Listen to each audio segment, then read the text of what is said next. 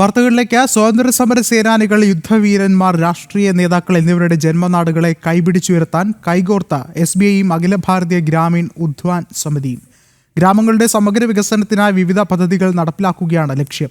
ഹരിയാന ഗാന്ധി എന്നറിയപ്പെടുന്ന ബാബു മുൽചന്ദ് ജെയിനിന്റെ ഗ്രാമത്തിൽ പദ്ധതിയുടെ ആദ്യഘട്ടം സമർപ്പിച്ചു.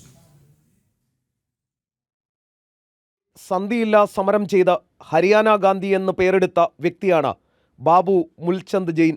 അദ്ദേഹത്തിൻ്റെ ജന്മനാടായ സിക്കന്ദർപൂർ മജ്രയിലാണ് SBIയും അഖില ഭാരതീയ ഗ്രാമീൺ ഉദ്ധാൻ സമിതിയും SBI സമ്മാൻ ആദ്യഘട്ടം നടപ്പാക്കിയത്.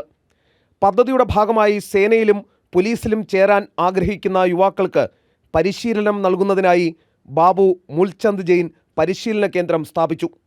ഇതിനായി open gym, physical training yard, running track എന്നിവയും സജ്ജീകരിച്ചിട്ടുണ്ട്.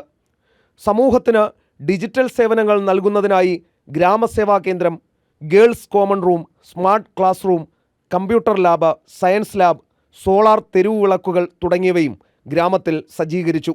അങ്കണവാടി കേന്ദ്രങ്ങൾ നവീകരിച്ചതിനു പുറമെ സ്ത്രീകളുടെ ഉന്നമനത്തിനായി പ്രേരണ തയ്യൽ പരിശീലന കേന്ദ്രവും ഗ്രാമത്തിൽ ആരംഭിച്ചു.